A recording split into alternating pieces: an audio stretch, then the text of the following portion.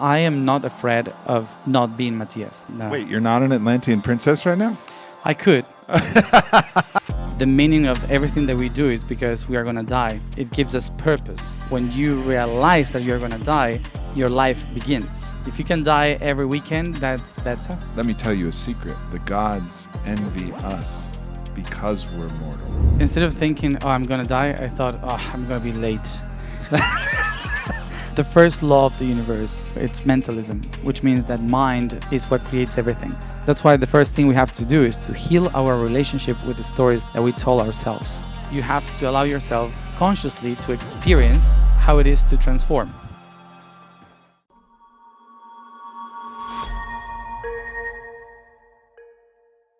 More than we realize, stories guide our life. And to the extent that our stories are unclear is the extent that our guidance towards and our orientation towards our own life becomes unclear.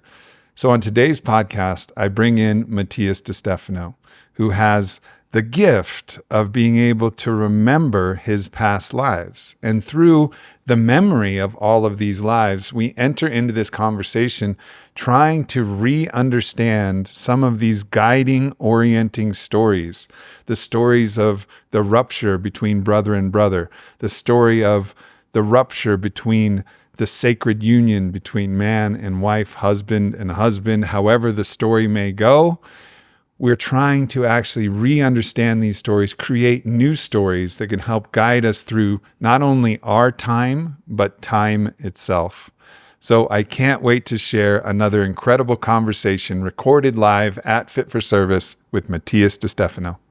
Well, sitting next to me is a man that really probably needs no introduction to this group, Matias De Stefano. Thank you. And for any of you who don't know who Matias De Stefano is, he has the very particular and interesting blessing, and sometimes a curse, to remember your past lives. You remember what's happened in other lifetimes that you've had in a physical body and other lifetimes that you've had outside of a physical body. What do you say to somebody who's like, nah, fam, it's all stories, you're full of shit? Well, I would say that energy is constant and trust transforms. So it just reorganizes in different shapes. So those who are more connected with energy can remember the shapes. Yeah, so. So one of the great fears that we have, the primordial fear that I think most of us have, especially the more we're identified with our separate self, our personality structure, our identity, that aspect of ourself I call the player, the one that plays the game, that has the jersey with our name on the back and the team we play for and the skin we're wearing and all of that, is really afraid of dying. Mm-hmm. But you have a different perspective of what it actually means to die. So what is it that actually happens when we die? Well, today, for example, yesterday, that my plane was taking off and the engine broke when it was about to take off, and I had to do like this. Instead of thinking, oh, I'm going to die, I thought, oh, I'm going to be late. So once you remember how many times you have died, like the most important, the only thought that you have is like, oh, you're gonna be late.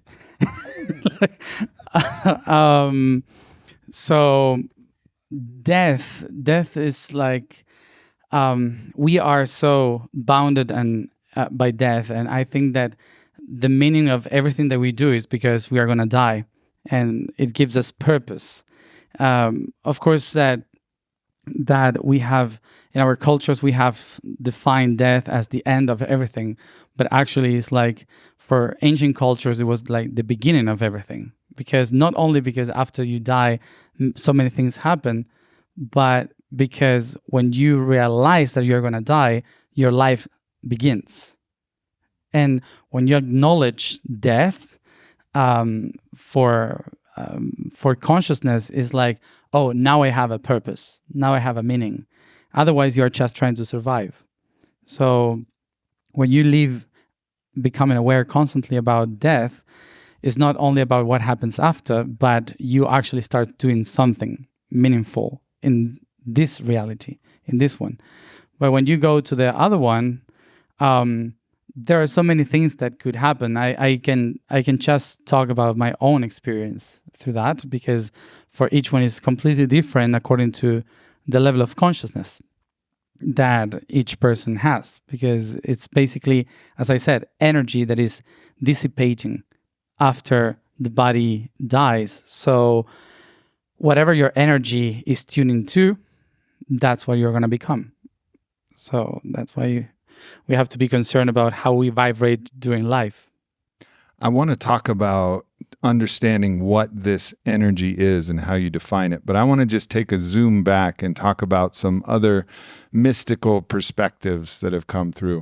Mm-hmm. One of them is from Don Miguel Ruiz, who says that actually we have everything backwards. It's that we're already dead. This is dead, and death gives way to life, because life is the everlasting energy. So he flips it around that death, we're all mortal. We're all doomed. Mm-hmm. We're not that wonderful jellyfish that lives immortally here for as long as the oceans exist. Well, that's boring. To be eternally a jellyfish. So this mortal form gives way to everlasting life, and that's one belief. And then another thing that came to mind is not from any ancient mystic, but it's from the movie Troy, and it's when Achilles, whose mother was tapped into the source of information and remembering as the story was told, is telling a young priestess of Apollo, and he says, "Let me tell you a secret. The gods envy us because we're mortal." Yeah. Because then every different experience we have has so much more meaning. Like our life becomes so much more precious, which is the message to bring death close, which is what Carlos Castaneda says. Death is the wisest advisor that the warrior has. So many cultures have recognized the virtue and the benefit of bringing our death close so that we can really actually come alive. Yeah.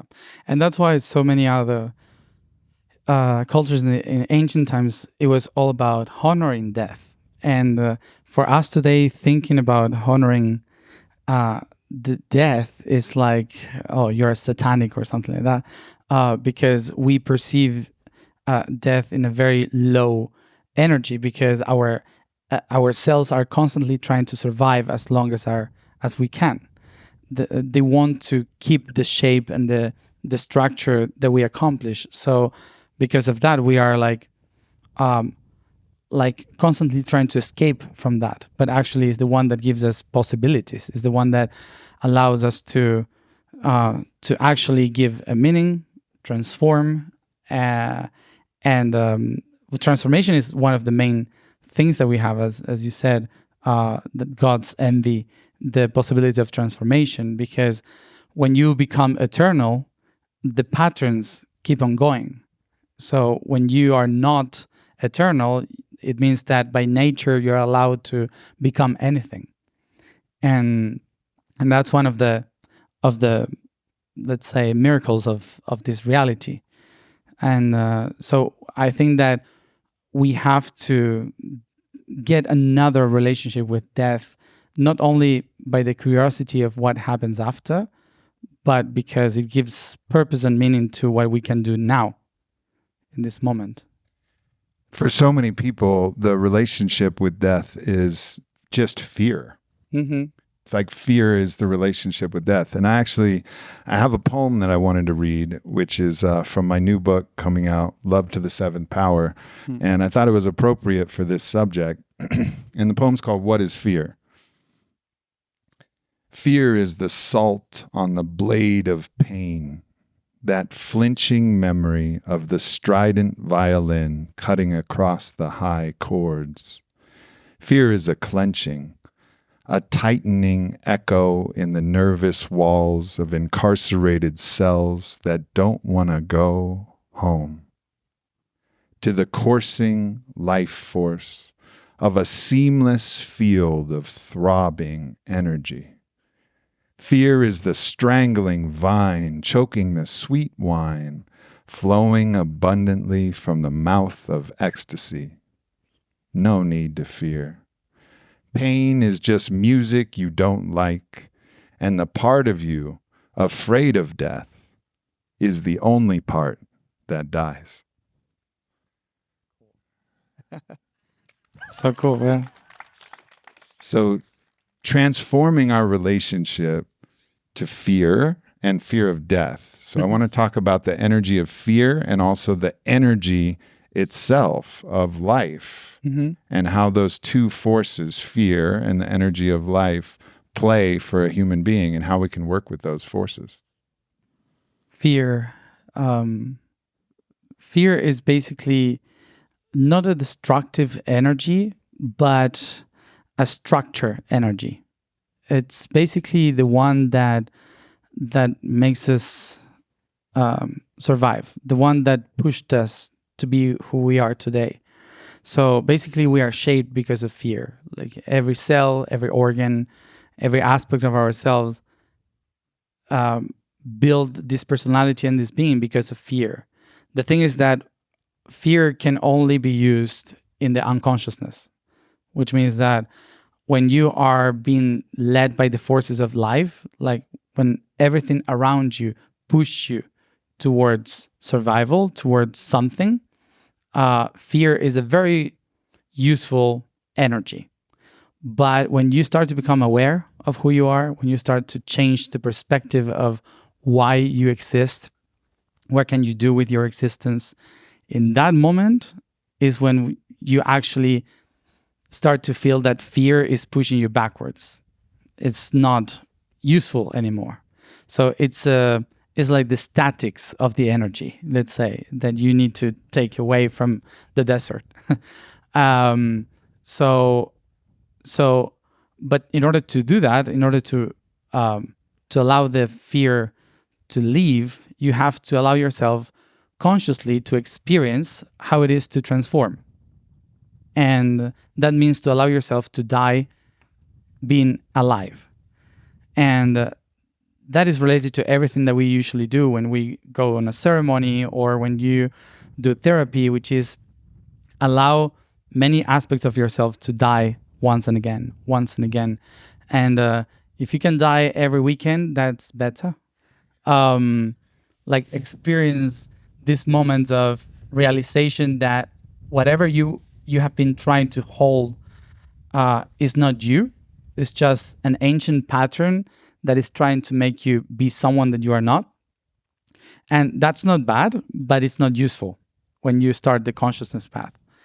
And so fear there is something that we have to honor. Like, thank you for bringing me here. I am this because of you, but now I can walk alone. Now I can do it by myself. I don't need that support because I don't need to survive anymore. So when you start to do these tiny little practices of death, of facing, transforming yourself in a personality, in a relationship, in the way you live, changing tiny things in your life, that's an aspect of death. It's not only about going somewhere to face possible death. It's about tiny changes for yourselves. That is also a death. So fear comes as a mechanism of saying, if you change that tiny thing, it means that we can all die because it's been working for us for all this time. So the energy of fear is like a guardian, like a protector, but it only helps you when you feel that there is something you have to fight against. Like when you have to fight against something in order to become something, fear is useful in that state. But when you become aware that there's nothing to protect yourself from, suddenly fear doesn't have any purpose. So you start to live your life in the flow and allowing yourself to transform constantly. So fear becomes this guardian instead of the protector or the warrior. It becomes a guardian of a temple, which is the body. So suddenly this same energy of the fear doesn't disappear, but turns into kind of love, let's say. So it's like changing from negative to positive. Like you cannot eliminate an energy, you can just transform it. And the only way you can transform it is through the way you perceive it. So when you perceive the reality in a different way, when you allow yourself to change your point of view of who you are, that energy of fear that was protecting you now becomes a guardian of the temple instead of a warrior. It seems like one of the useful places for fear is fear of the death of our body, right? Because of course we should be, we should be afraid and have the appropriate respect for those things that are dangerous to our physical self. Yeah. But when we've overly identified with what I call the player, our identity structure, then we're afraid of that dying. And as you said, any change to that happens is a death of what was. It's a death of that structure as part of the transformation. This is the myth of the phoenix. Yeah. It has to die and be reborn. But if we're identified with that aspect of ourself, then we're always going to be fighting to remain the very same way. And this is one of the reasons why I think many people are afraid of those deep psychedelic experiences, or those moments where you might experience a, quote, ego death, which is, oh no, this thing that I have built, this entity structure, is going to transform, which is going to feel like a death, but actually it's nothing, it's not even a death. And then also on a deeper level, yes, we should protect this body and guard it, but also remember that we're made of wolf fur and hummingbird feathers and shark teeth and water that's passed through, countless rivers and streams and oceans and bodies. We're all recycled as a part of this field of life and energy itself. So what is this energy that we actually are, from your understanding, having experienced this process? Like, what is the energy of life itself? Well, that's interesting because a few months ago, I had this talk with darkness, and I was asking to darkness, I know you hide something from us, and I need to find it. And where is it? and darkness said, well, it can be anywhere that you cannot see. I'm like, okay. So in the shadows of myself. And the darkness said, well, people cannot find what I hide because you created me as the enemy. So you will always run away from me. But I am just the giver, said. And I will be whatever you need for me to be. And because I don't have morality, I don't care if you love me or not. Like, I'm just the giver. And suddenly that dark being said, remember that the reason why you exist, why life exists, is because I was able to hide that. And you are all here because I hide that. And the story was interesting, which was before everything exists, before the first fractals exist for us to be here, everything was just pure light. But the pure light was moving so fast in the same direction that suddenly we could perceive that as void. Like there's nothing.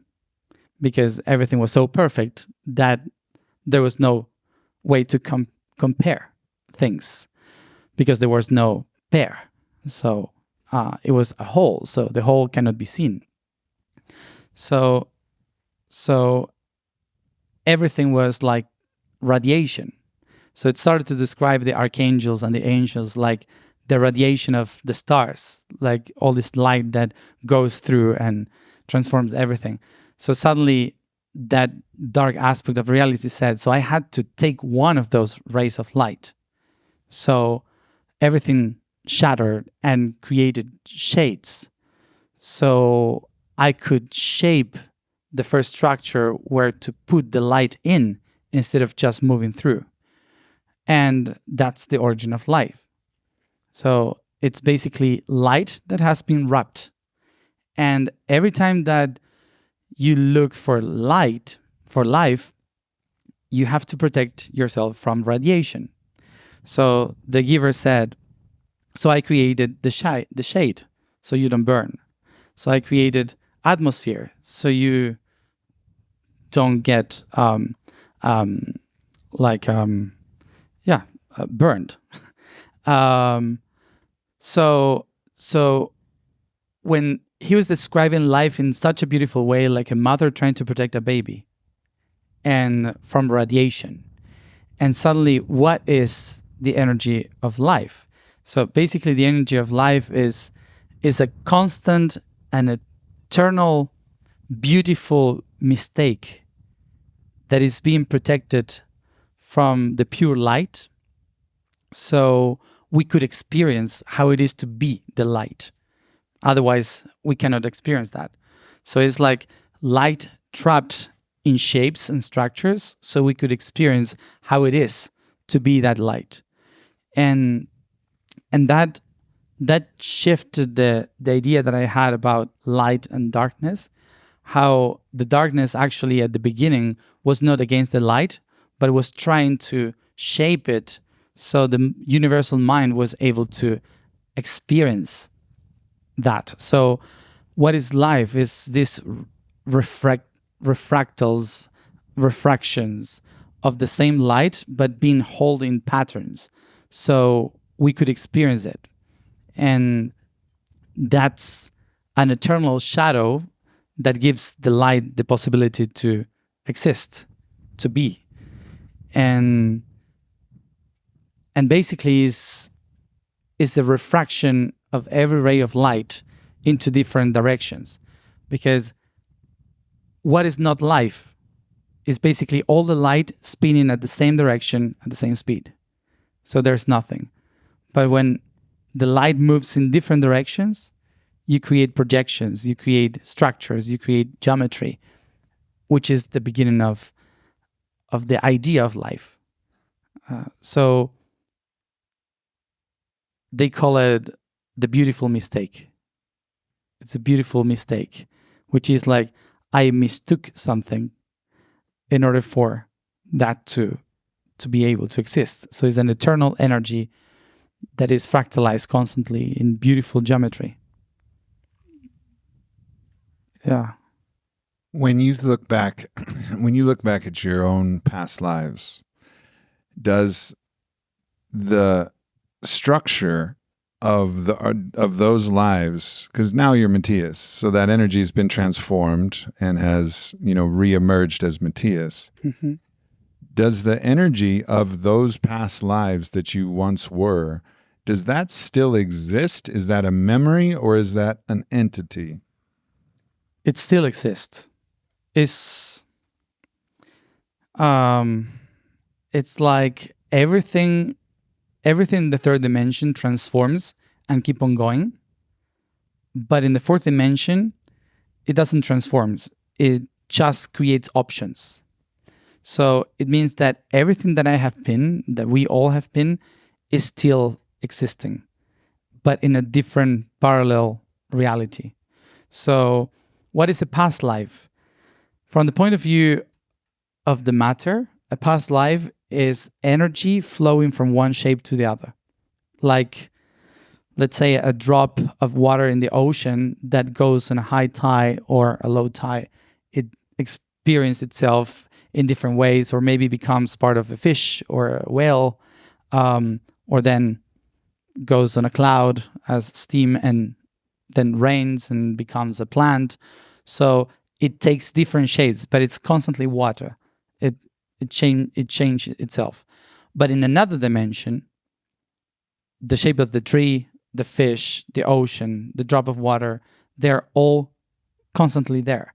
So the only thing that you are doing when you remember something is that you are tuning yourself in that same radio station, let's say. So it's not that I remember a life that I was that specific person, but I tune myself to that being that is still existing somewhere, somehow in the fourth dimension. So that's why we can connect not only to past life, but also future lives and present lives all over in the entire universe. So what are these lives doing? Because I've connected with my grandmother. She's, tattooed on my left arm here. I've connected with my father who passed. I've connected with actually also living beings that I've connected to their spiritual essence, their soul, if you will. But if there's still an entity there and not just a memory, what are they doing? What's going on? Like, what is their existence like in that dimension? Well, most of them actually are still living like if they haven't died. Like, most of them don't even realize that they are dead for us. Like, for us, they are dead, but for them, they are still living their lives. So it's not that... But they don't have a world to live in anymore, right? The people that died? Yes. Oh, yeah, of course. It's an eternal fractalization of possibilities. So their worlds, they're still there. Like, for example, we are here and you have all the structure in the present, but at the same time, maybe there is, I don't know, Native Americans crossing horses here right now. And maybe one of you can feel them, but the rest we can't. But they are still living in that moment and they cannot see this. So we call it spirits, but they think that they are still alive. In another dimension, they are still there, living like if nothing happened. They're living different possibilities. So it's so complex when you go to the dimension of time that we think that they died and left to the fifth dimension. But what is the fifth dimension? The fifth dimension is not heaven. The fifth dimension is just all the possibilities at the same moment of things that are happening, happened, or will happen. So it's basically like today we can compare it with, I don't know, like talking to ChatGPT. Like, where is the guy that is answering me? Like it's everywhere. At the same time as here, but where is located? It's everywhere. There seems to be certain types of beings that can retain a level of awareness of the shift of dimension, however, right? Like we can connect to, call them angelic beings or star beings or whatever, that are actually aware that they once had a physical existence in this plane, but now they're aware of their existence. And so that's maybe what you were talking about when you're talking about it's different for different people at different levels of consciousness. Some beings have a consciousness where they can actually exist in this other dimension and actually then come in and offer guidance or support in this dimension as well. So they don't think they're just in a dream riding horses anymore. They're actually, no, I'm going to go talk to the Matias in the body and go inform him of something. Yeah, that's the awareness of the fifth dimension. When you can be unaware of the fifth dimension too. Like we all have an aspect of ourselves in the fifth dimension that we call the higher self, for example, and we don't think about that most of the time. But in the fifth dimension, there are many other beings living their own lives that has no idea that we exist, but there are other people or beings in the fifth dimension that are fully aware that we exist. So those are the people that usually are contacting us or sending messages or trying to connect with us. The people that actually realize that that's not the only truth, that there are many others. So I had the blessing to go through many of the temples and pyramids in Egypt with you. And in each different temple, you would tap into a spirit or a guardian of that temple. Yeah. And that spirit would come through your body, and then it would offer guidance or direction in those. So question one, like, what are those beings? And two, what is that experience like for you when another being, takes over the controls of your operating system. Yeah. And because sometimes you just book it and just head off in a certain direction. It's not like Matias is like, hey guys, follow me. He's just gone. And you're like, we gotta go.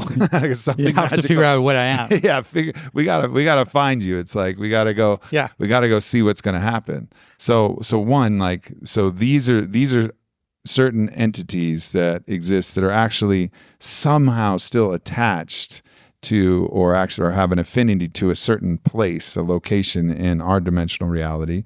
And then you step into that reality and you have access and greater contact to that being that has this kind of anchor in this place. So what are those beings? And then also, perhaps even more importantly, like, what does that feel like for you when you connect with them?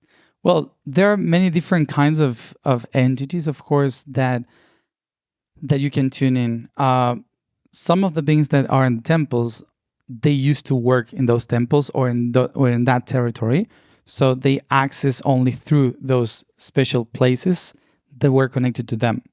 So that's why, for example, some beings like Thoth, Jahuti, he can access places that usually are connected to pyramids, because he built that structure throughout the entire world, so he could actually move through the dimensions. So you can be close to different pyramids in the planet, and you can feel the same entity, for example. So there are many beings that actually are related to that energy of the place, or they used to live there, and they dedicated their entire life to just be in that frequency, in that energy. So even if they go to different dimensions, they will be always anchored in that specific point of gravity. So that's why you can only tune with them in those specific places. So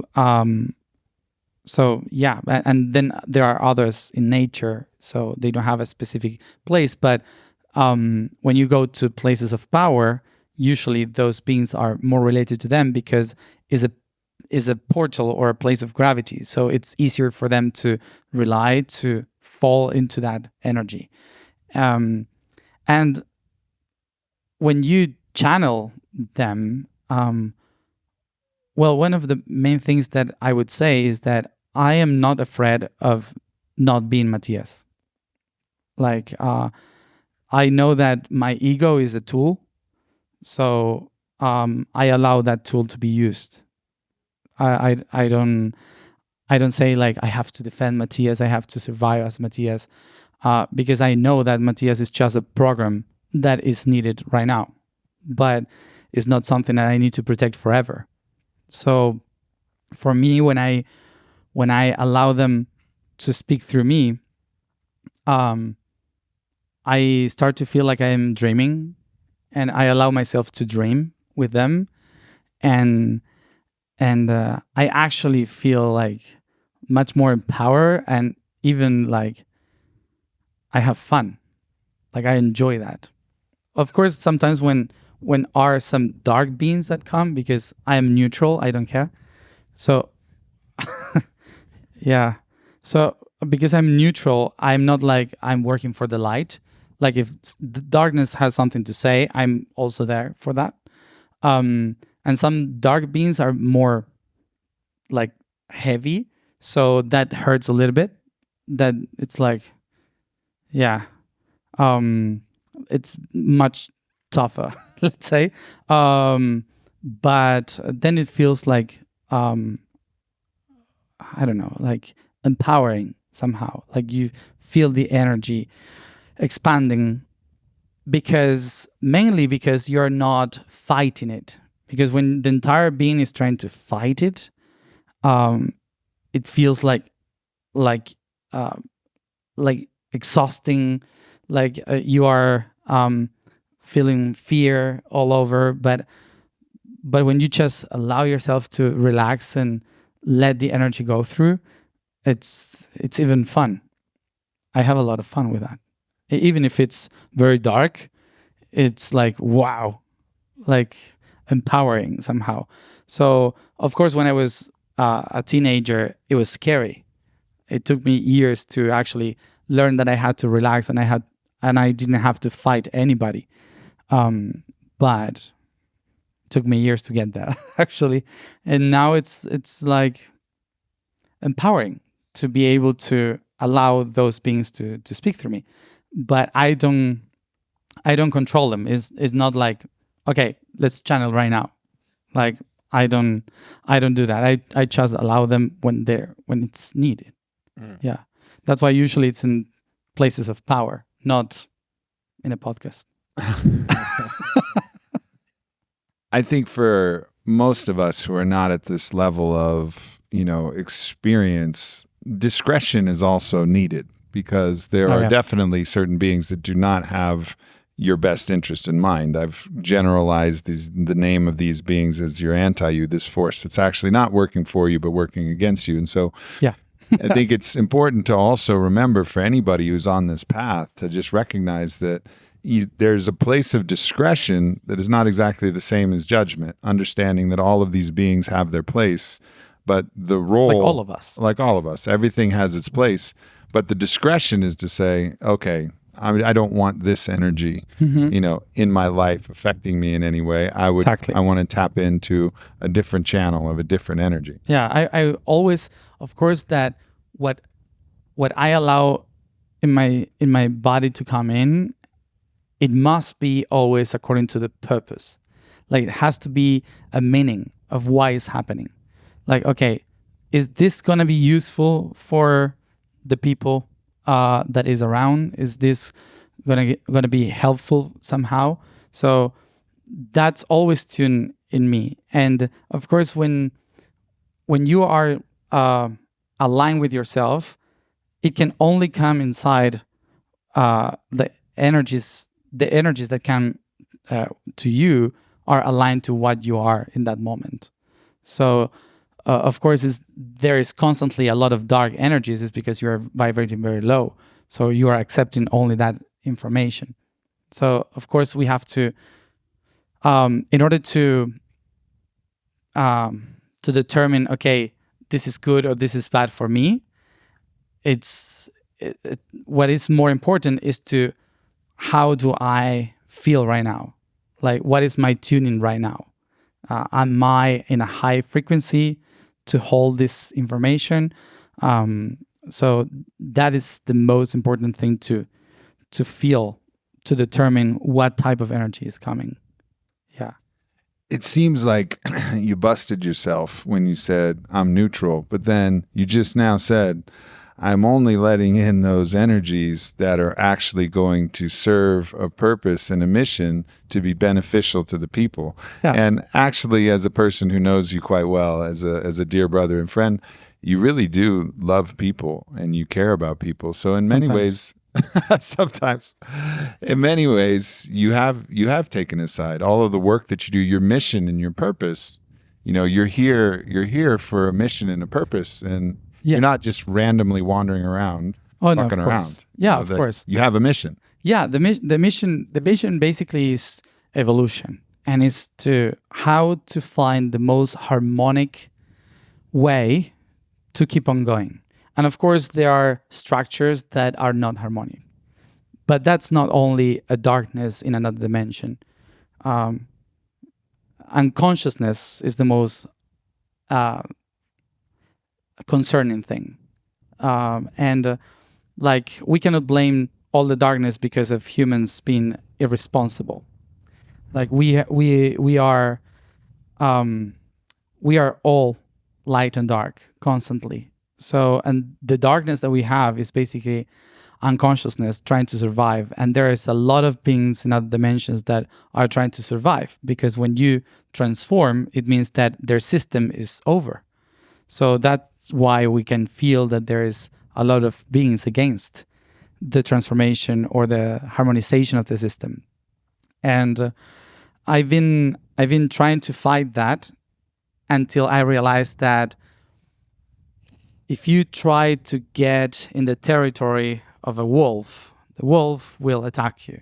And that doesn't mean that the wolf is a bad one or is against you. It's just trying to defend his life and everything that he has built to survive. So with darkness, it's kind of the same. And when I think about these old guys in power, like, I don't know, the people that usually call Illuminati or people like that, it's like the system is being over. That system is being over. So it's for sure they are going to try to defend the territory.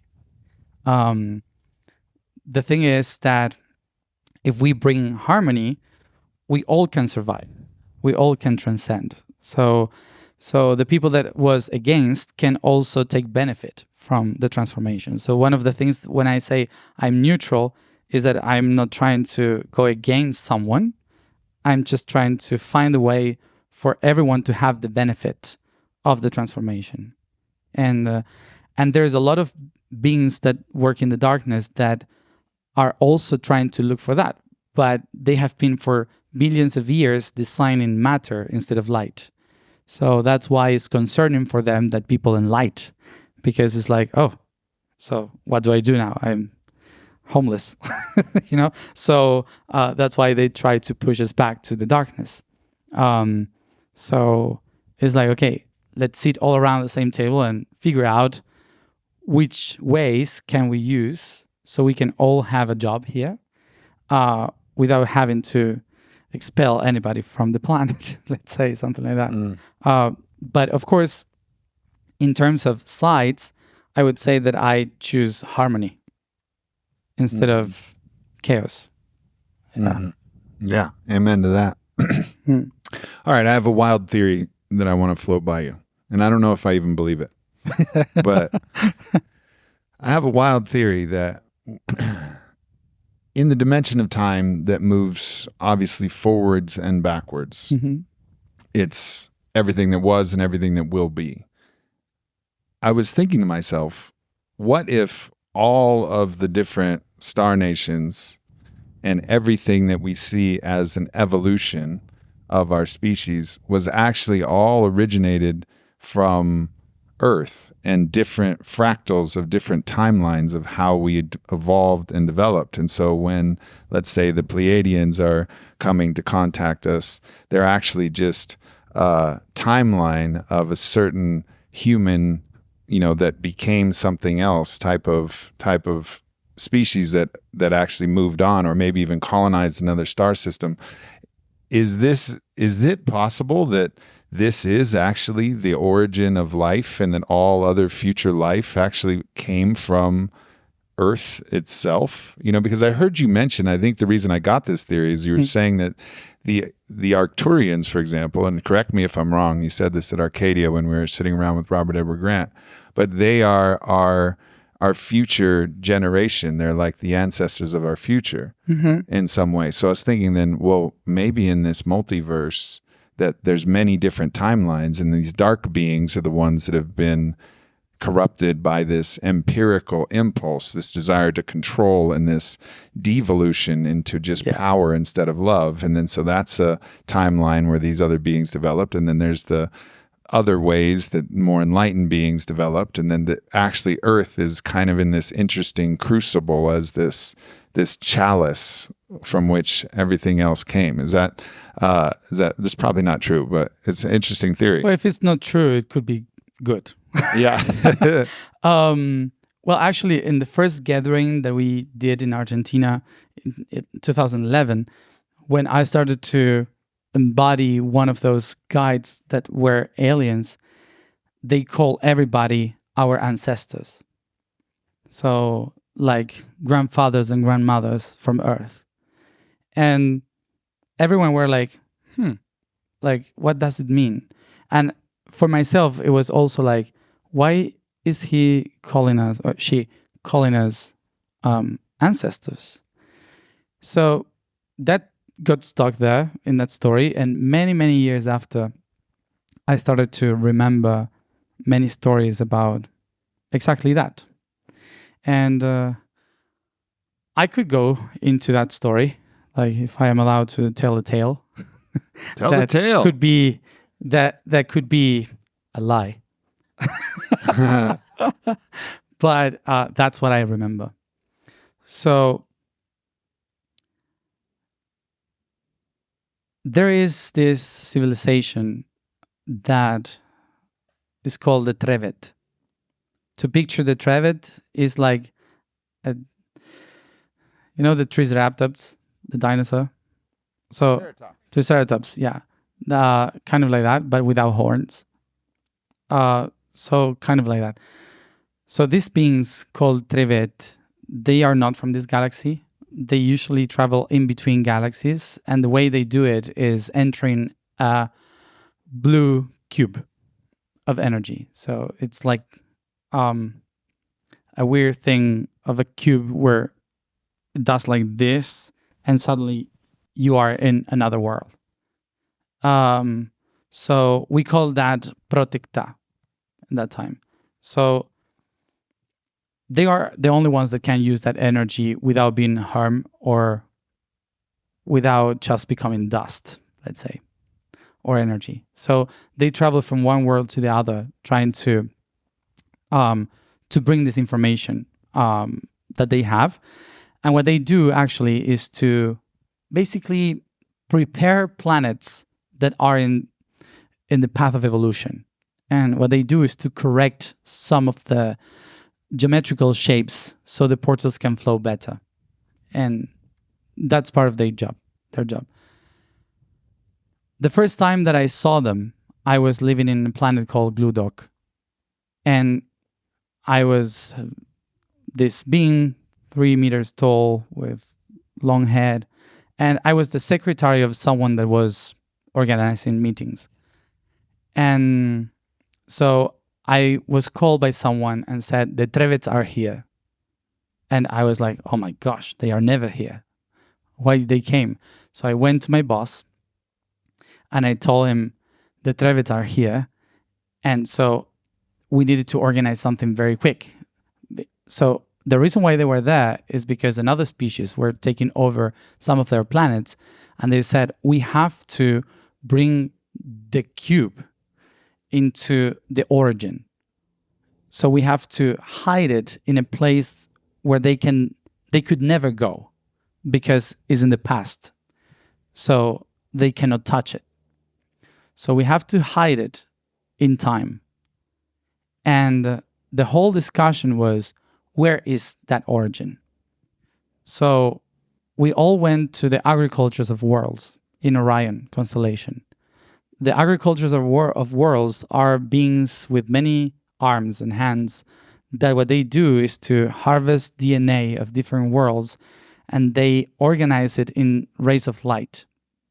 So what they do is to, because we physically cannot move from one planet to the other, what they do was to sow ourselves in different planets through the precession of the equinoxes.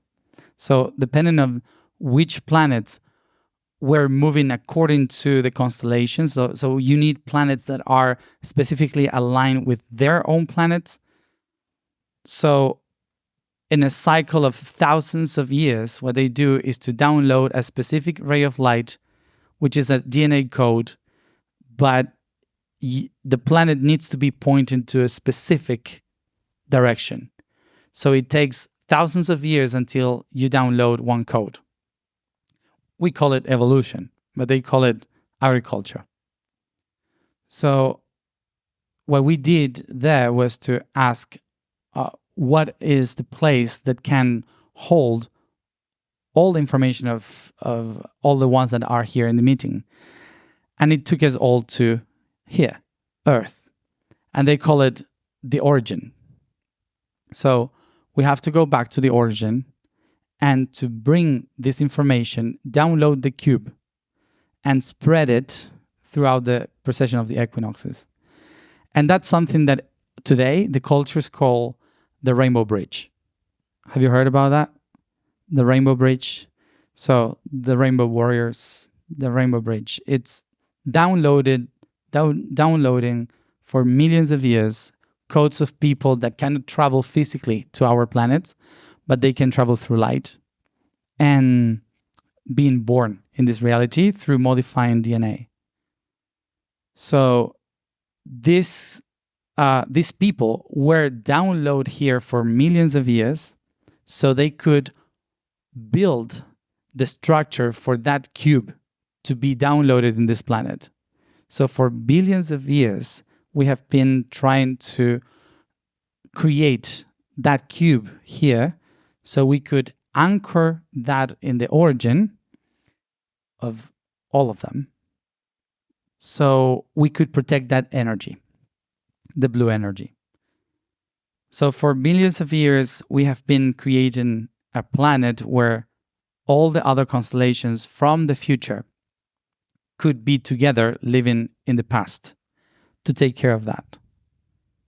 And that's a short story of billions of years of story that could take me to many other branches.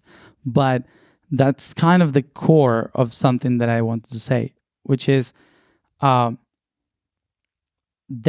from other worlds created our past so they could exist in the future. So basically, we are the ancestors of all of them at the same time that they created us for us to be unified. Because one of the main reasons why this conflict is happening in the constellation of Orion in the future is because we spread from this planet being divided. Like, imagine like the wars we have today, the West, the East, or I don't know, these conflicts that we have between every planet. So imagine that in the future, and not very far away, thanks to Elon,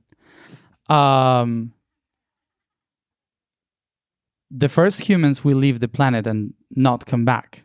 So imagine if it's another competition, like brothers and sisters trying to reach worlds to see who is better. So project that into millions of years in evolution. Eventually, that's Star Wars. So what we are watching in the movies is actually our future, constantly.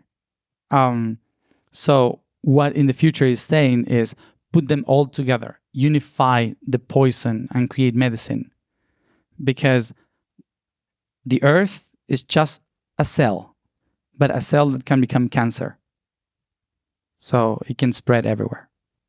And that's why we have to unify everything. Because each one of us is a code in the DNA. So if we don't tie all the DNA together, whatever gets out of this planet in the next 10 to 100 years will be spread in the entire galaxy in the next 3 million years. No pressure. No pressure. And we have only 4 years to get ready. We have 4 years to get ready. Before Apophis crosses between the moon and the earth. What does that mean? It's a virus. It's a virus. Yes. Okay, expand on that. Expand on that. So the thing is that that so many stories. The thing is that I don't know if you have heard, but in 2029, and that's why we have been preparing for. In 2029, an asteroid that is potentially able to destroy us is going to cross between the Earth and the Moon, which is the closest that we have been from something like in the dinosaurs' time. So it's not going to crash. That's good. But it means that it will cross inside our magnetical field, which is like a virus coming inside. And the scientists name it Apophis, which means the god of death, talking about death, the Egyptian god of death. So it means that we have to rethink about what are we going to do, because we have to transform our reality. And this is like the first call. The second call will be 2036. And the third call will be 2060 something, 69 or 68. So the third call, it might hit us. And when that happens, it means that some people might survive here, but mostly will survive those who left the planet. So who's going to leave the planet? Or what are we going to do with that?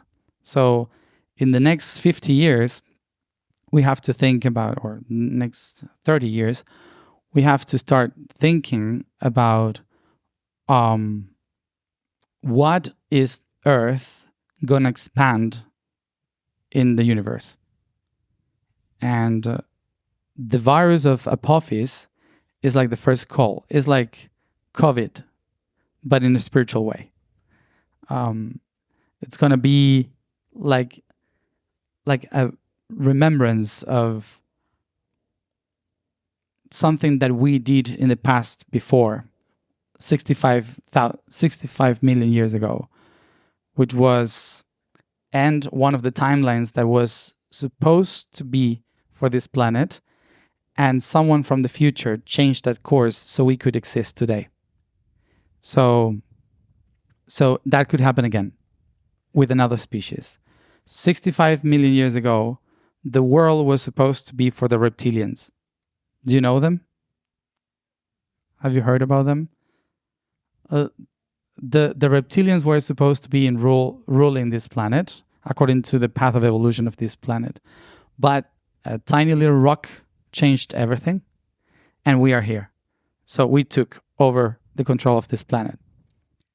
So that's an echo of something that happened in the future, which is we need to change the course of history. Otherwise, the reptilians will be the ones in charge. But we all have the reptilians within ourselves, in the reptilian brain. So we are in this constant inner fight between the reptilian brain and the mammal brain. And it's like the mammal brain trying to control the reptilian one. But even though we live through the reptilian, because we all want to eat, we all want to sleep, and we all want to fuck, I think. So the Holy Trinity of needs. Yeah.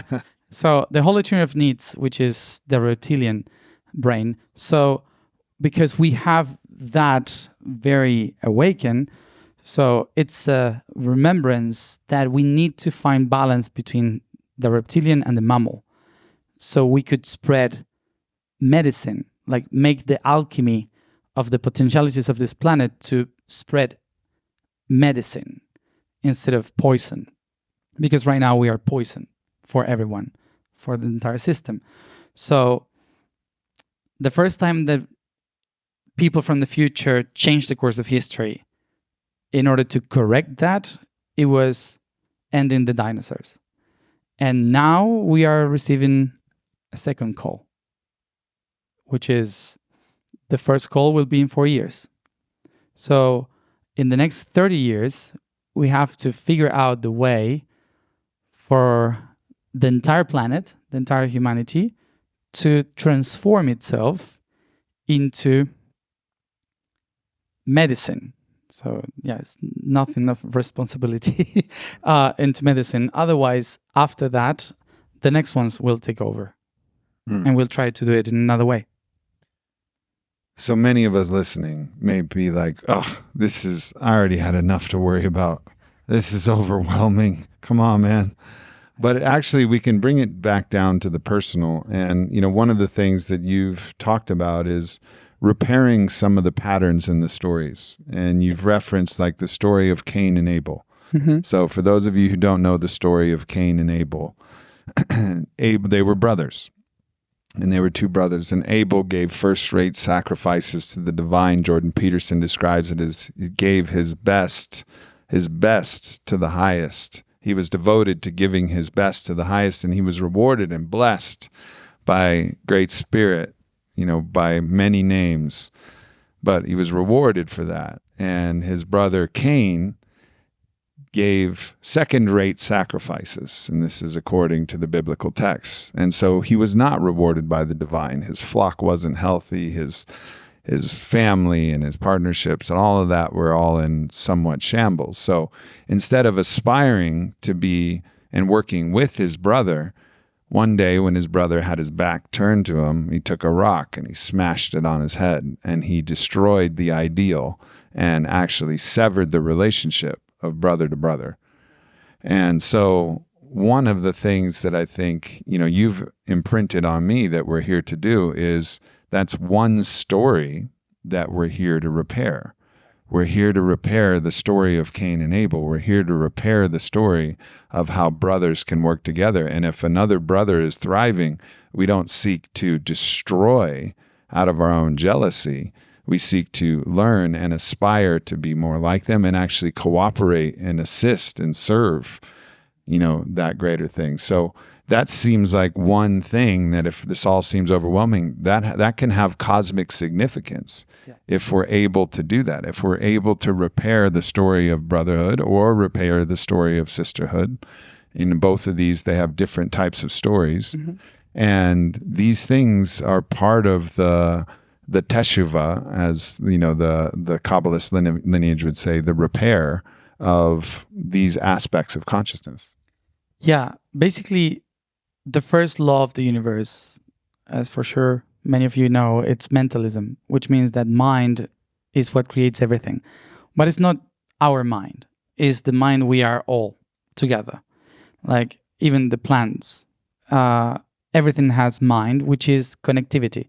The connection between different aspects, positive and negative, that creates a link of energy that creates mind. So everything in the universe is mind. It doesn't mean that someone is thinking, but it's mind. Which means that everything in the universe doesn't actually exist unless you have a perception of it. So the universe created by billions of years of practice, different options of perceiving those things that doesn't actually exist. So in our way of seeing that is that through mind, we have been creating a map. And that map designs subconscious. What is subconscious?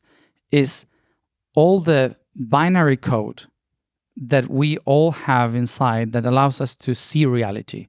We don't even think about it. But our brain is constantly processing information that doesn't exist to make sense of it.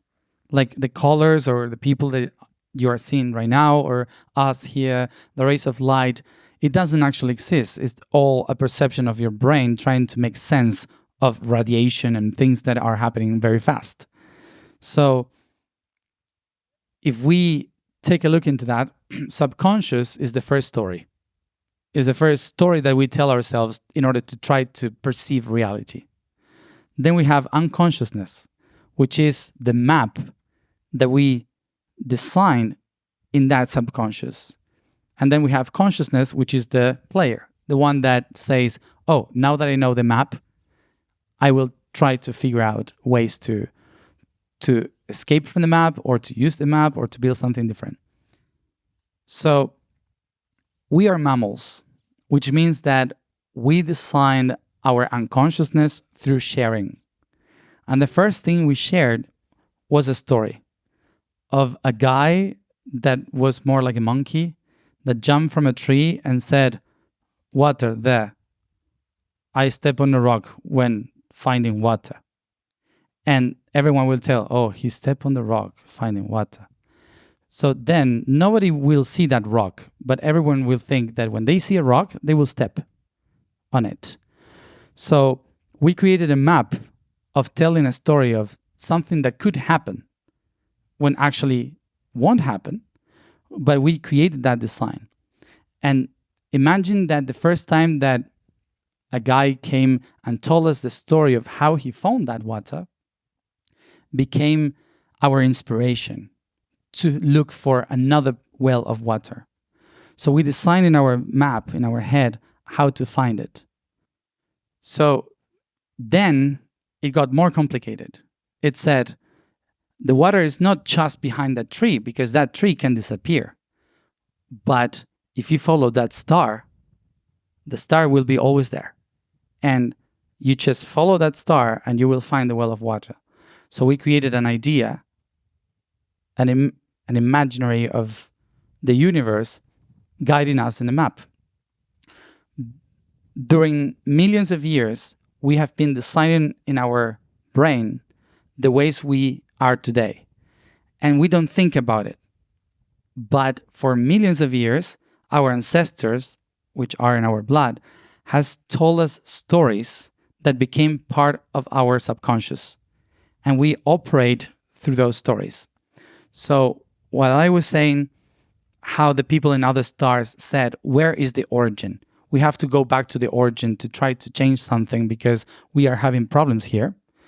So imagine for us, which one is the story that originated our way of thinking.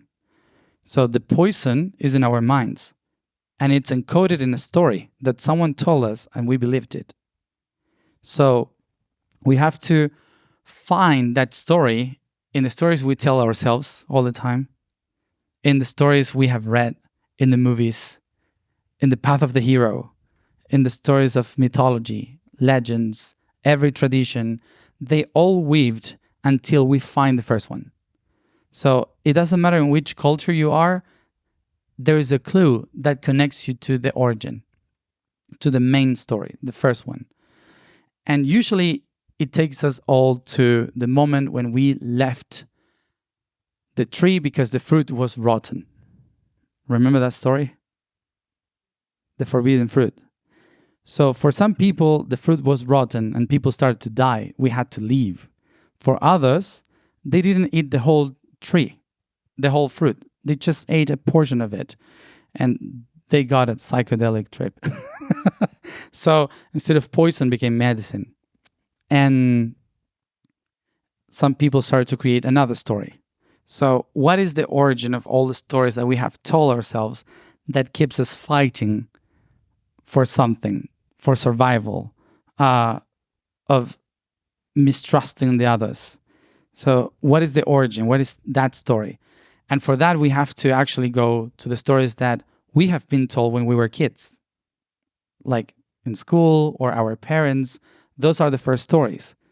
And from there, the books that we read, the stories that we've been told, and the stories of humanity, like mythology or religion, they're all stories. Even if it's true or a lie, it's real for the brain. So it doesn't matter if someone is telling you a lie. Your brain is trying to process it as a part of the truth. So all of that, it's encoded in our subconscious. And that's why it's so important for us, the stories we tell ourselves, the stories we've been told, and the stories we tell to others. Those stories are the ones that have weaved the structure of our planet. So when we project ourselves into other worlds, what are the stories that we are going to project? That's why the first thing we have to do is to heal our relationship with the stories that we told ourselves. And from there, we can start rewiring our brain. And I think that the next 30 years, we have to rethink all the stories that we've been told in order to not to project Star Wars, let's say. So what we're doing here in Fit for Service is we're telling a new story and we're living a new story. And this new story is an invitation about what is possible. And, to even hear reflected from Chase and all of the other brothers who've come in, and they have their own stories in their own ways. They've gotten to learn from this story. And in talking to them, it's given them more faith in a global story, a new story for a new humanity that can tell of a different way, can tell of a bunch of strangers that have come together and are already, we're at the center point of this, becoming Ohana, becoming family through these transformational processes, through these initiatic rituals. And so, one of the great tasks that I think all of us have an invitation for is how do we tell a new story? And not only tell it with our words, but tell it with our actions, tell it with how we live. And this story will not only be told or shared on social media, but it will be uploaded to the great record keeper, the Akash, the stories of all time and all humanity. And so even if we don't make it, this story of how at least some people came together and lived in a different way is possible. And so all of us have this opportunity to be messianic or prophetic in creating a new story, to flip over the tables. You know, there's a famous story of Yeshua who came and flipped the tables over in the temple.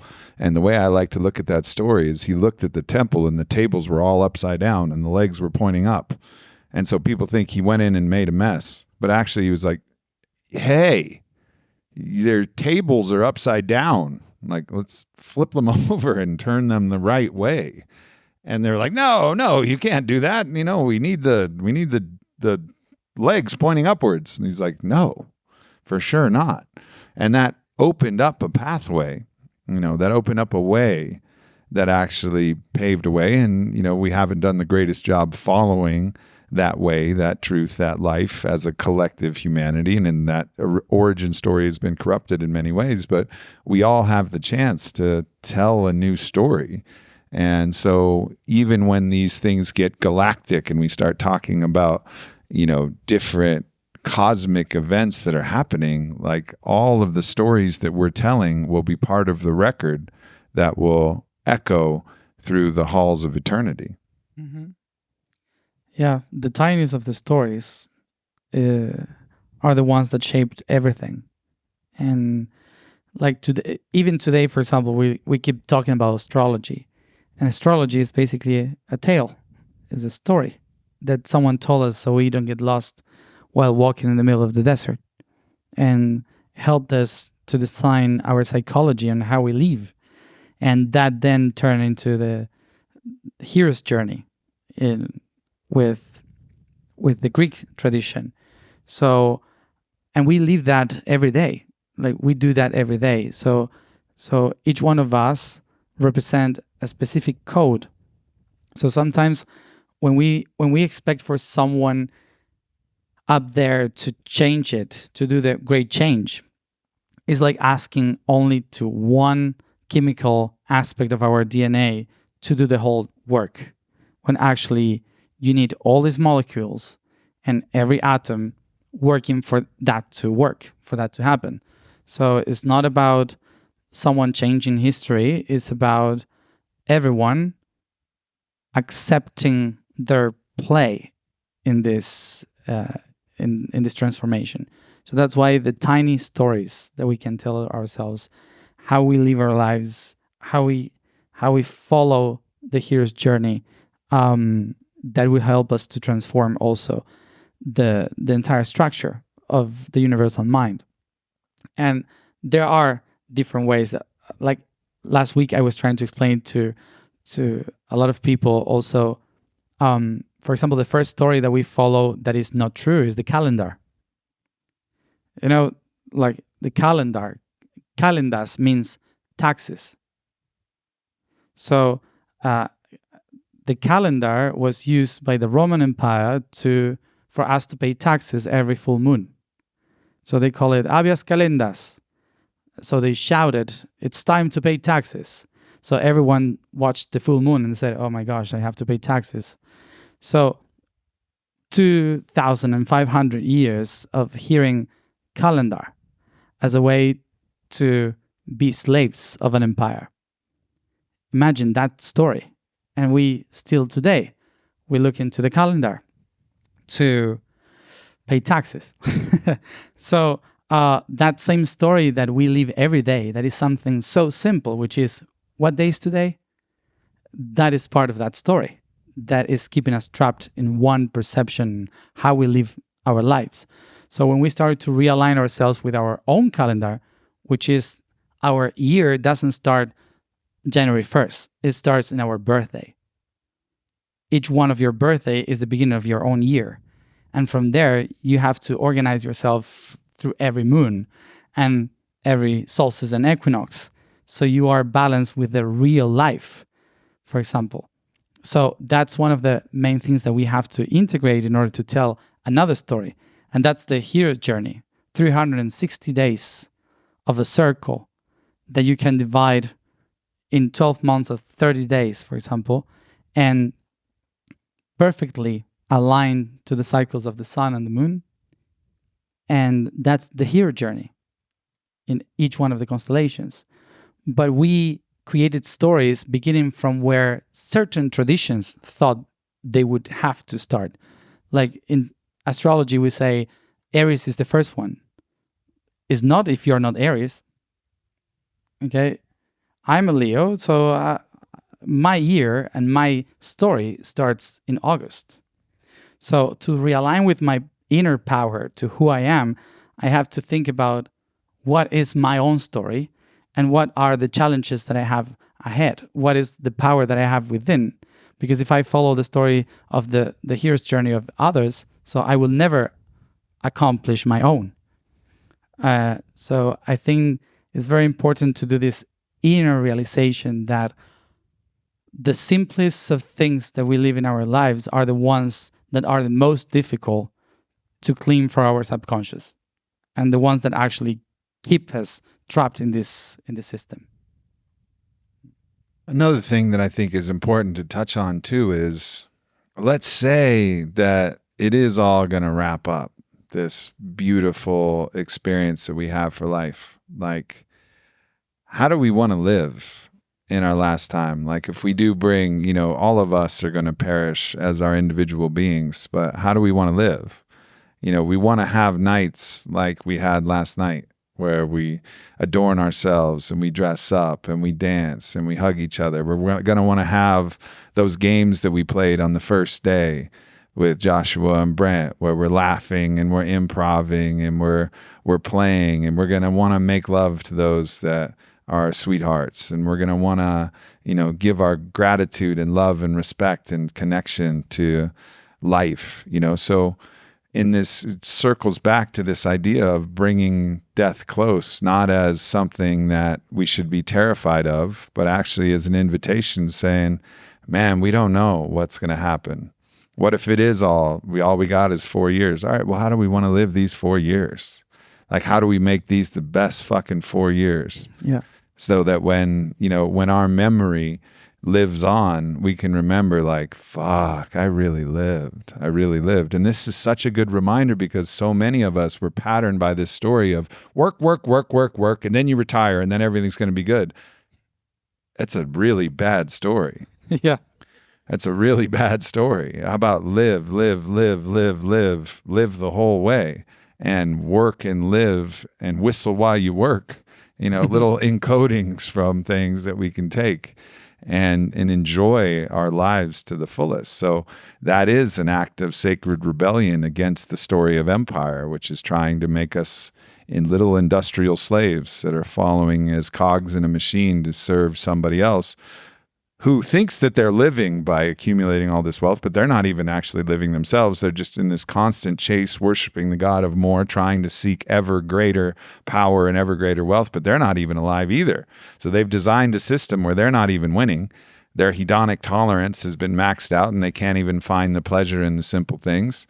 So we're here, and a sacred act of rebellion is to actually live like we're going to be living here in Fit for Service. Like, this is one of the beautiful things about this container. It's about, all right, yes, we're going to take this and we're going to serve the greater people, but we're actually serving the memory of time just in every interaction that we have when we're doing it the right way. And, and living in this different way as a sacred act of rebellion. So, all of us here are revolutionaries. And the more we step into that revolutionary mindset, the more alive we become. And so if that moment comes, we can, with tears and a smile and a laugh, we can say, like, all right, we fucking lived. Like, we really, really lived. There was a sentence that one of the beings in the mountains told me once, which is to turn faith into wisdom and hope into responsibility. And I thought that responsibility was about doing the right work. But actually, with time, I understood that responsibility is the ability to have an answer, the ability to respond, to take action into something. And I think that because of practice, I understand that responsibility is not about doing the right thing. Is about bringing joy to every action. Like, when you try to do something, every action creates a response. So the response, which is the consequence of that, of what you do, it will be according to how you are doing it. So responsibility is the ability to respond with action. And if we are trying to bring harmony, so joy is one of the best actions that we can actually express to be responsible. So I think that I learned in the last years that it's not about being a perfect, responsible spiritual being to enlighten yourself, but enlightenment can be only achieved by the joy of being the answer, of becoming the answer. Yeah. Well said. Well, we have 30 more minutes here, and I'd love to open this up to you guys for some questions for this cosmic well of memory that we have embodied here as Matias. Let's try. Let's go. Let's see what happens. Hello, Matias. Hi. Good to see you again. I've only got 17 questions, but I asked you before briefly, how would you explain when channeling or when an energy is close to you or a being starts coming into your energy field? How would you navigate essentially if it's not in the time that you expected, or is it something that you prepare your body for? Is there something you can? Well, of course, when I have to be open to receive, of course, to be open to receive, I basically just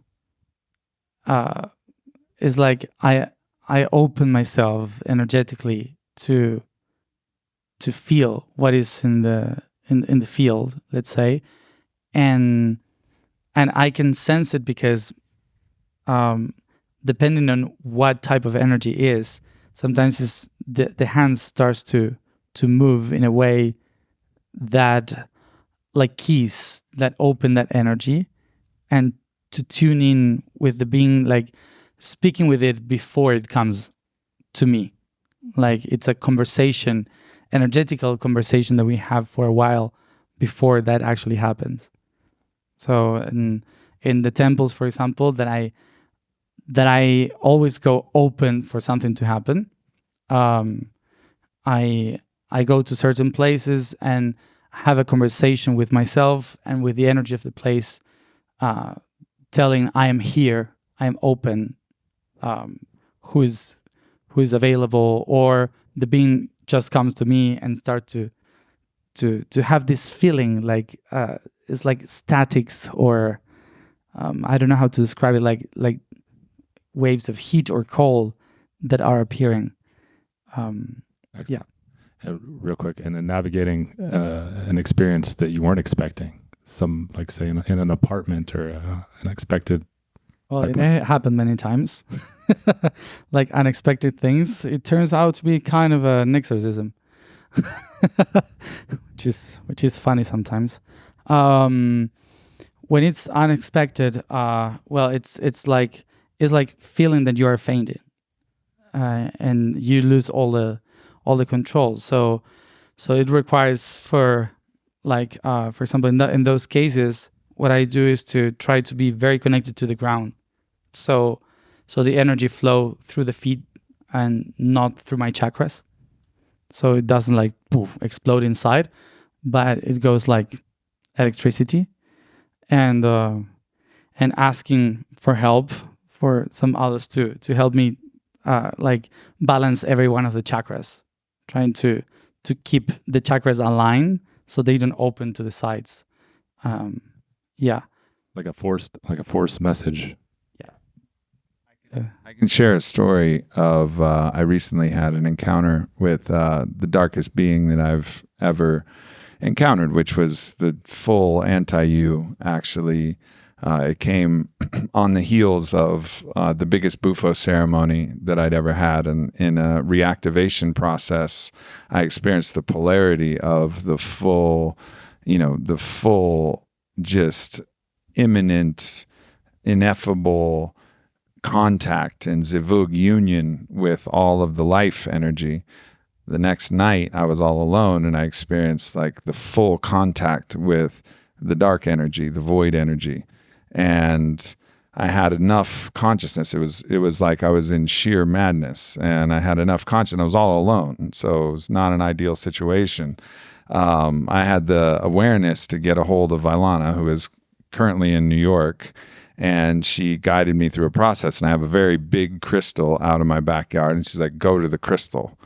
And so, take off your shoes, go to the crystal. So I took off my shoes, walked through the grass, went out on the dirt, and went out to the crystal. When I went to the crystal was like vibrating and pulsing. And the being inside me started to get really, really agitated. Like it didn't want any aspect of that. And so the crystal and the grounding was an aspect of that. And then the next aspect of it was just this faith that my body is alive and my body is actually me and because I am incarnated, it's going to ultimately have the power to bring me back. So if I get back to my breath and get back to my body, I will outlast this being, which is outside of its home territory. It's playing an away game. I'm playing the home game as I'm alive, right? Like it's on foreign territory. And if you just trust that and get back to the home turf, which is our earth and those sacred objects and the concepts, you will really, like in that war of attrition, you'll come back, to yourself. But you just have to be mindful during those times because it's really scary. And that also goes with fear. How much do you give into fear? Because fear starts to run rampant and starts to take you in all of these different things. So doing your best to deal with the fear that comes up, anchor to the earth, and, trust that, the home team's got you, which is the earth and your body itself. Yeah. The position of the body is very important. Like if you're standing up or taking the chest out and taking the breath, it also tells to your subconscious that you have to be in that position to stand in your own power. Yeah. So why do some people physically resemble their body from a past incarnation? Well, it might happen that actually you are a past life could be actually an ancestor. So most of the times we are reincarnations of ancestors. So that's why sometimes we have that same information or the same pattern. So we have to think that our bodies are geometry of information. So the information is shaped according to something. If you look very similar to how you were in that moment, is because the pattern haven't changed. So you have to kind of do exactly the same. So you are following the same pattern. It doesn't have to, but it usually is related because you were related physically, not just energetically with that person. Thank you. That makes sense. Ancestor. So when you see that blonde-haired, blue-eyed person at the Sedona juice shop that says she's a reincarnation of Cleopatra, you might go like, yeah, I don't know. I don't know. Maybe not. So when you have, like, say, immense downloads or just an opening to memories that were locked away or stories, as you talk about, of some civilization far off in the galaxy, how do you, like, ground it? Because it's kind of what I'm struggling with now. How do you embody it? Yeah, how do you embody it and how do you kind of, like, take it in stride? Because it can totally blow you open. Oh yeah, totally. It can explode inside with all this information and energy. What I learned was not to keep it for myself, but to share it, like drawing it, writing it down, and don't think much about it. Because when you receive the information, you usually receive it from the 5th or 4th dimension, which means that it makes no sense here and now. So when you try to make sense of it in the 3rd dimension, it will take you sometimes years to understand one of those concepts. So that's when we get crazy and overwhelmed by all the information that we received. So that's why it's important to write it down, make a drawing, or put it outside, and don't think about it. Just allow the information to take shape in the third dimension all the time that it needs. Because, for example, there are some things that I received as packages of information that made my headache and nervous, and a lot of emotions that were from other lives that makes no sense in this one. All of that are packages of data that makes no sense in this moment, but that feeling will make sense 10 years after. And for example, for me right now, I have been going last month through a lot of things, emotions that I didn't know why they were showing up, but actually were the emotions when I was 12 years old that put the seed for everything that I'm doing this year. And I had to go through that emotion again to understand why I had to remember that. And it was when I was 12. So there's a lot of things that if you try to understand them or make sense of it right now, it will hurt your body or your mind. So it's much better just to write it down and to express it outside. Don't keep it within you. Just express it outside, keep it somewhere, and be open for the answers to come instead of trying to understand it, to manage it, like to control what is happening. Yeah. And then another piece of practical wisdom is to just be mindful of those things which are inherently inflationary. So those things that try to tell you that there's some special thing about you that's so much more special than everybody else. It's an inflation of the separate self. And it's not that some of us aren't special and have special missions. We're all special in our own way. But just have a little bit of skepticism if something comes in that is inflationary and is actually serving your ego and your pride in some way. Like, be a little bit skeptical of anything like that. And also be a little bit skeptical of anything that brings a lot of fear into your body. So those two bounds are, I think, like the most important bounds where you really have to apply your skeptical mind and be like, yeah, okay, maybe, but there's information that can come filtered through your own hermeneutic prism, your own way of understanding. And there's also different sources of information that may not be the right sources. So it could be a misinterpretation. You could have heard it the wrong way, or it could be actually accessing an aspect of your ego that wants to be more, or it could be accessing a part of you that's afraid, or it could be coming from a different source. So having that sort of discernment and a little bit of discretion and understanding that those things that are making you afraid or those things that are making you aggrandized, that's when you really have to apply a little bit more skepticism to those stories as well. To keep it human, yeah. Like, imagine, my first memory was an Atlantean princess. I tried to become one. Didn't work. So... No. Wait, you're not an Atlantean princess right now? I could. Maybe for some.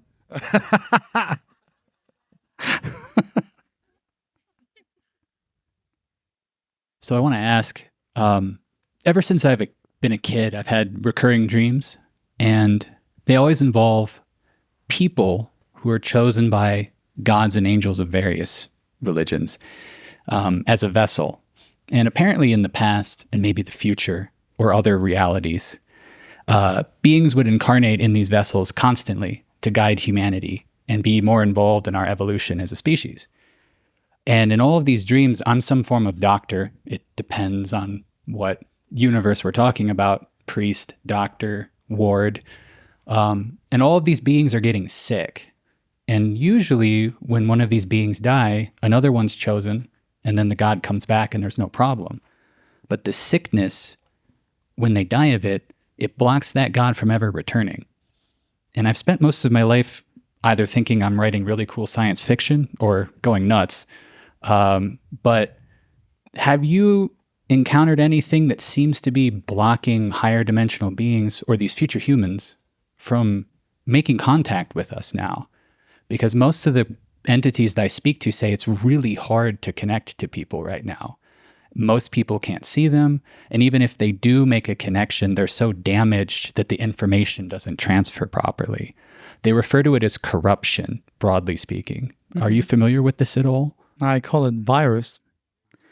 We are virus for most of them, because when a virus can be very useful because it can transform everything. Like, for example, we exist because of viruses. Like, the first viruses ever existing in this reality improved our immune system, so it created us as we are. So they are good, but there are others that they are so strong that can kill you or create diseases. So imagine humanity as being as a virus for the fifth dimension. So it could be useful for the fifth dimension in order to evolve and to see another option. And but at the same time, we can also become a problem for them. Like, we can actually bring some of that disease to other dimensions. So that's why from other levels, when they are trying to talk to us, they ask for us to be coherent, harmonious, to find the right frequency, because in the same way as our cells, the virus, bacteria, we are tuned into certain frequencies, so we can change the DNA structure through that frequency. That's why it's so important. The music, the way we speak, the words, our beliefs. And the reason why today is so difficult, mostly for them, is because there's too much interference, like too many interconnectivity that is not coherent. So that's why it's much more difficult for them, because, for example, what we eat today is not natural, so that creates distortion in our cells. What we drink, everything, what we hear, what we see, it creates all distortions. And even if today we have much more people connected to other dimensions than ever before, at the same time, there's much more interference. So that's why the whole work is frequency. Like, in the ancient times, when they wanted to speak or to heal someone, it was all through music. So music was the way. So through the word, through frequency, to the creation of the word. And for this being from the fifth dimension to come to this reality, they need high vibrations. And because we are interfering, then they get trapped in the system, or it's very difficult to access. Yeah. Mm-hmm.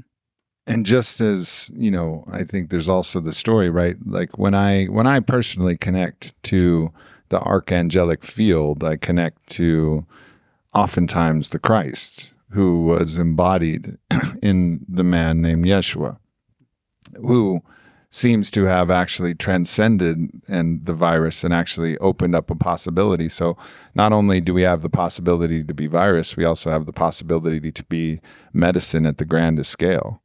Right. So this is the unique and beautiful position that we're in, is like, what are we going to upload? Are we going to upload the Christ consciousness available in human form, or the Buddhic mind available in human form? Or are we going to upload the tale of the Harkonnens, from Dune, or the Siths from Star Wars? Like, which way are we going to go? Is the virus going to take us out?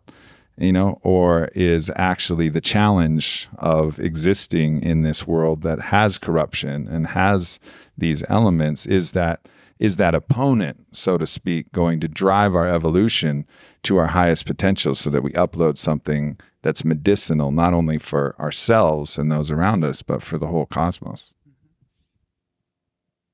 So in the process of accepting the role of storyteller, I have found that in order to intimately understand a story, it's important to understand the author of that story, the perspective of the person telling it. So as someone who is an extremely open channel, how do you distinguish between a pattern of the self a being of the fifth dimension or an entirely different entity, like when you spoke to the darkness? Like the author of the stories, in which dimensions are they? Yes, You mean- like rather than just taking the stories all to be myself, how do I identify where the radio frequency is coming from, where that code is being downloaded from, so I can better understand the stories that are being told and how they're supposed to be retold to the world? Well, that is complicated because it's actually very personal in how you tune with it. Which story are you tuning? Are you tuning in? Because each one of us has a different background of the story. Of course, biologically we have the same one because we all share the same origin. But in terms of who is telling us what to correct, it's like layers and layers of the very original story, and to tune into that, you have to dive more in your subconscious and go in deeper and deeper until you break all the barriers of culture and tradition and feelings and beliefs, because our brain has been designed to determine what is good and what is bad. It's not the universe. The universe doesn't care about good or bad. It's our binary system on trying to understand how to survive in this reality that determines from where it comes.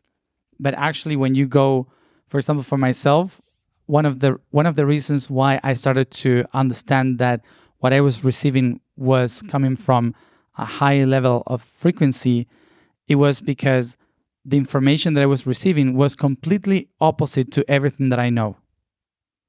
Like, for example, I was born in this reality with the memories of Egypt. I was connected to Europe. I was very tied to the Americas because I choose to live in the Americas.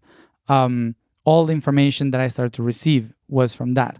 But when I cracked, let's say, a gate in between all of those things that made me emotional, like my own connection with that, behind all of that was something that I have never felt, that I had no idea what it was, which was Brahma and Shiva and Vishnu. It was like something very weird that I have never experienced or felt before. And I was not related emotionally, consciously, in any idea or preconcept. Like for me, it was like, what is that? I don't understand it because I don't feel it.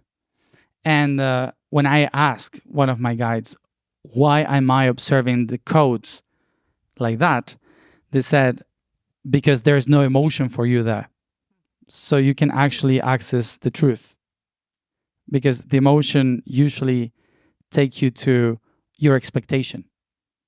So when suddenly the information comes without emotion and you just observe it and it goes through you with no like feeling at all, for your body is weird, but for the truth is more accurate.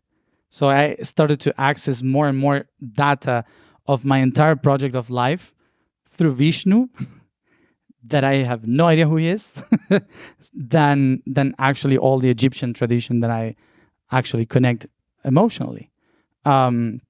So for me, one of the, let's say, keys to understand from where it comes and what is the truth behind it, who is the storyteller, is someone that is not related to the story itself for you.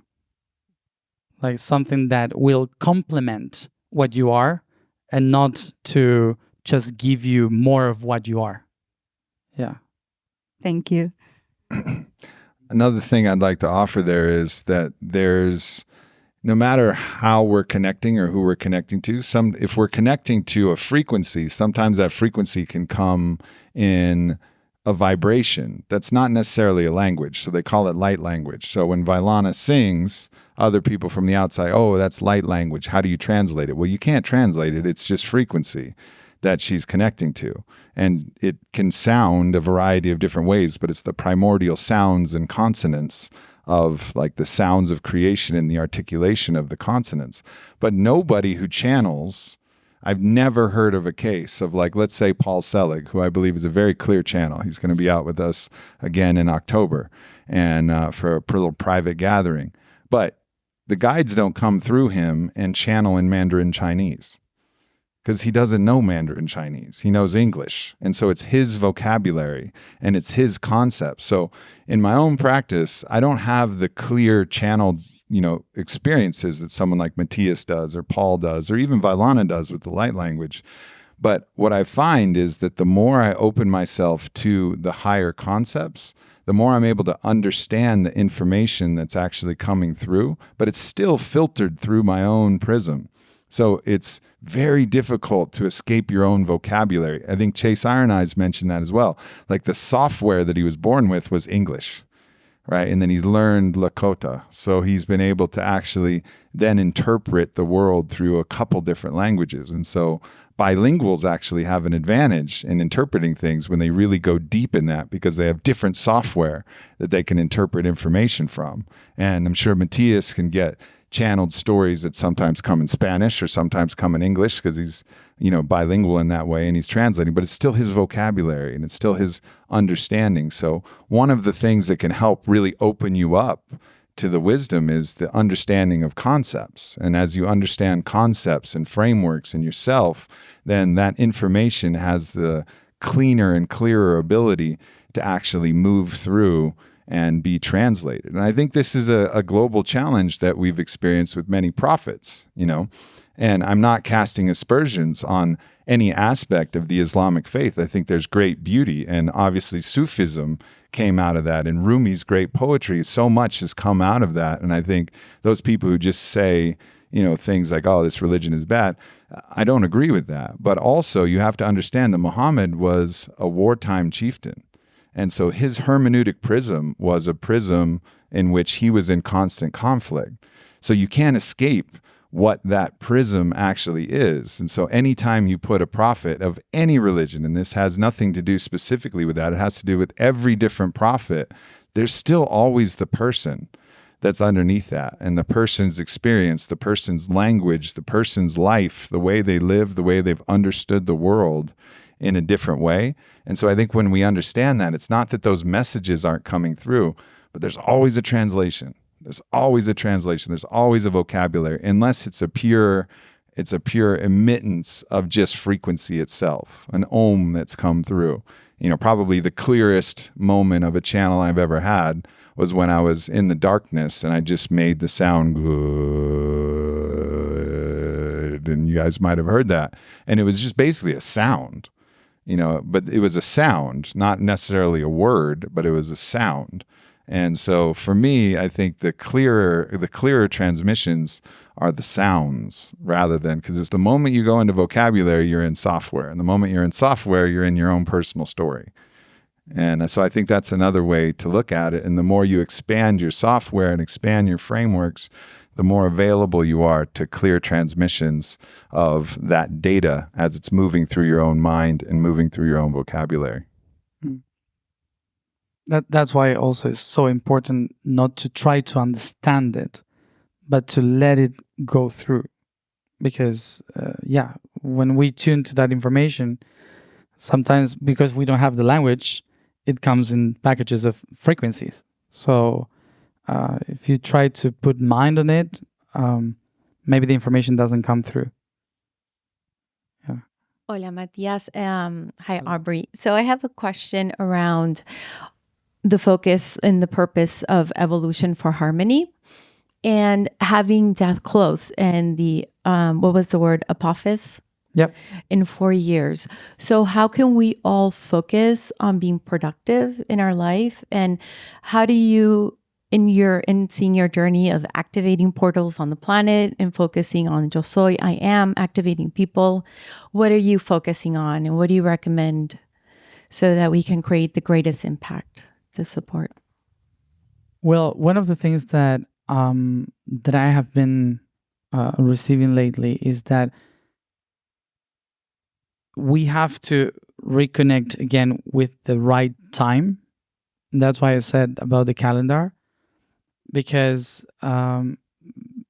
we are living in one of the timelines that are one of the fractals or the fractions of what could be.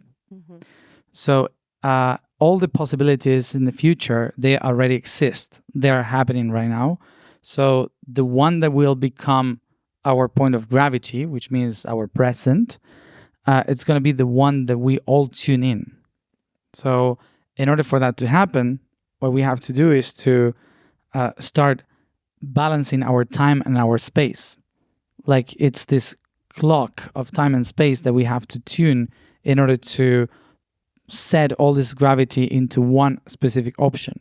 So that's why if we start all of us to walk our own initiatic path through our own year, our own time, is a way in which we start to kind of set outside the idea of I am balancing with my own right time and I'm not living a different one that is being programmed by someone else or a system or an empire. So that's why it's so important, first of all, to start to realign with our own time, and then all together with every solstice and equinox. And I have been receiving this concept called Holy Nada.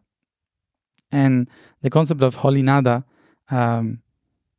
basically has this polarity of whole, which is nothing, and nada, which in Spanish means nothing.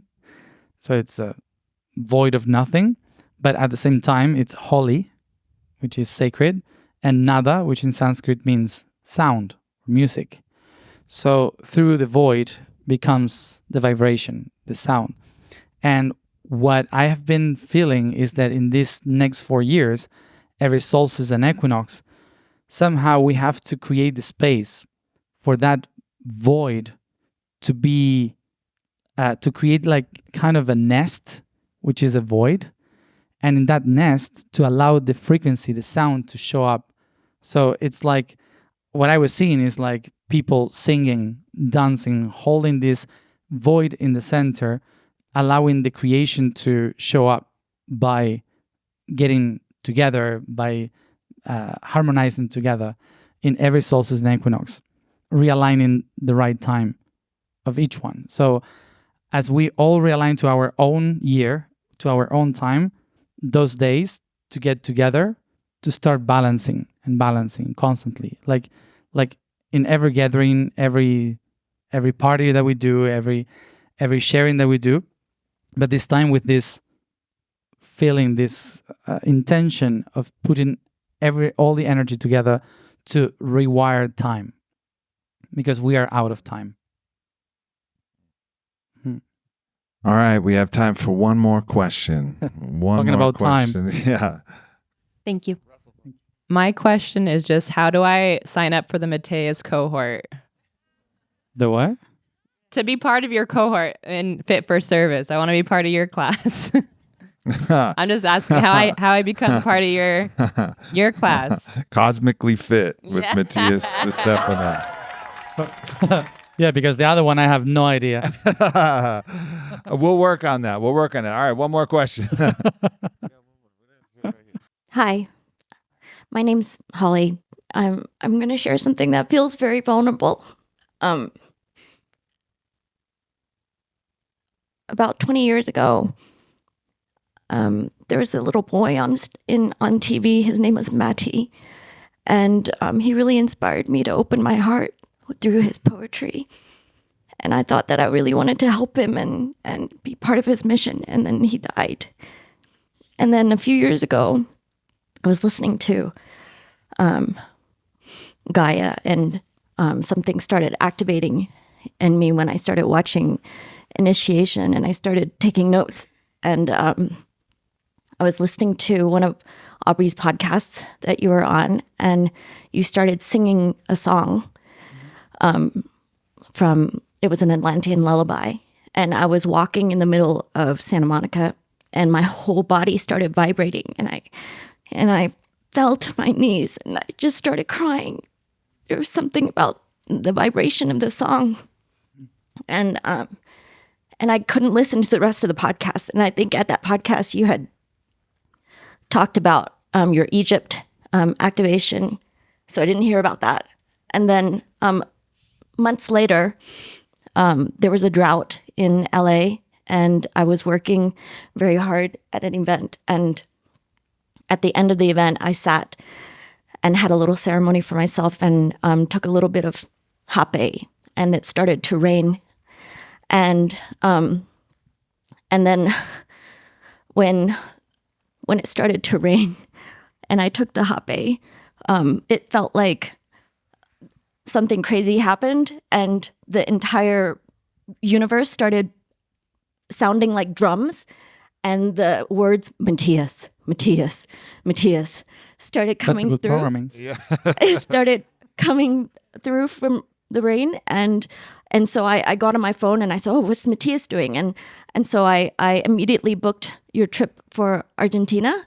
And then after I booked that, I was like, "Oh, how am I going to pay for that? I don't know what Fifth dimension and ads. Am I supposed to go to Argentina?" And then I was supposed to go on a plane ride, and then I missed the flight. And so I got on the next flight and I got sat next to somebody, and I'm asking the question, how am I going to get to Argentina? Am I supposed to go to Argentina? And I turn around and this guy's reading the book, Lonely Planet for Argentina. So I think, oh, okay, maybe I should go to Argentina, but I still don't know how I'm going to pay for it. And so I come home, and that week I received 2 checks from the IRS that covered both my rent and my expenses and my trip to Argentina, because they had changed their mind about how much taxes I owed from 2019. That's aligning with your own time. You see, the taxes come back to you. So I've never felt synchronicities and magic like that until that happened. So I guess my question is, I don't know what my question is. Well, Synchronicity. let me open one final thing, which I think would be a beautiful way to end. And thank you for that beautiful share. Thank you. You know, I've seen you and been there when I've felt and seen you conjure a storm and bring the rain. And it's something that you're kind of known for. It's kind of like your move. And